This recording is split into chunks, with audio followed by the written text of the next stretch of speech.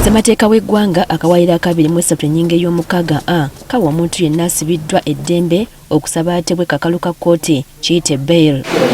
Omusibe ono niwe aba alemeddwa okwesabira akakalu ka kkooti yennyini mu kawaayiro akabiri mu essatu B ne C kigikakatako okukkiriza omusibe okweyimirirwa. Newankubadde lino ddembe lya bwebange eriweebwa buli musibe, kkooti erina byegoberera nga n'ekisinga obukulu ye mweyimirizi. Bannamateeka batubuulidde muntu ki asobola okweyimirira omuntu mu kkooti. Okuba ng'akumanyi ng'akutegeera bulungi. Emirundi egisinga kkooti zigamba kijja kutwetaagisa omuntu either gw'okola naye ku mulimu gy'owangaalira oba gy'osula. Teeka okubeera nga alina fixed place of abode. Fixed place of abode nti asangibwa wano. Era ne LC esobola muwa recommendation letter. Olw'okuba obukulu bw'omuntu ayeyimiridde omuntu kukakasa nti akomawo mu kkooti buli lw'ebeemwetaaze, bannamateeka bagamba nti alina okuba obuvunaanyizibwa era ng'aweebwa ekitiibwa omuntu gw'azze okweyimirira. Omuntu alina okuba nga omuntu oyo tamusinza maanyi. Amaanyi tegali mu sayizi na bunene. Naye power over nga obuyinza bw'omuntu oyo n'ekitiibwa oli tamusinga nnyo. So tutera nnyo okuwa abantu amagezi nti abantu be baleeta okweyimirirwa bagwe mu kkowe erya maama, mu kkowe erya taata, mu kkowe erya muganda wo, mu kkowe erya mukyala wo. Wateekwa okubawo omu ku abo.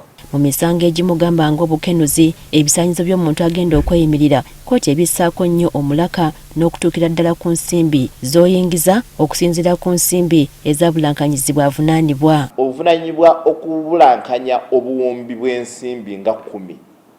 Naye ate omuntu gw'oleese okweyimirirawo talina na mulimu. Nti abakweyimirira balina okuba nga balina sound financial base. Bajja basaba bank account okakasa nti ku account zaabwe kuyiseeko nako obuwumbi nti tuli mu big league, tuli mu ntalo z'abajjanulo kati. Omukyalo omuyise w'omukatale oba omwami omuyise w'omukatale tosobola kumugamba nti fuuka surite wa looya. Era looya ojja munoonyezayo looya munne bwe bagwa mu kkowe eryo. Newankubadde guli gutyo waliwo ebiseera ebimu kkooti lwesalawo nga bwerabye naddala singa ezuula nti avunaanibwa yazzaako omusango gwa naggomola oba ng'embeera ze eza bulijjo zitankanyizibwa. Naawe gwe beeyimirira naawe olina okubeera omuntu nga olina fixed place of abode nga toli waakunoonya tobula wano na wano na wali be tutera okuyita mu Luganda emmomboze. Talina wamusanga nampawengwa, talina maka, talina muntu amwogerako.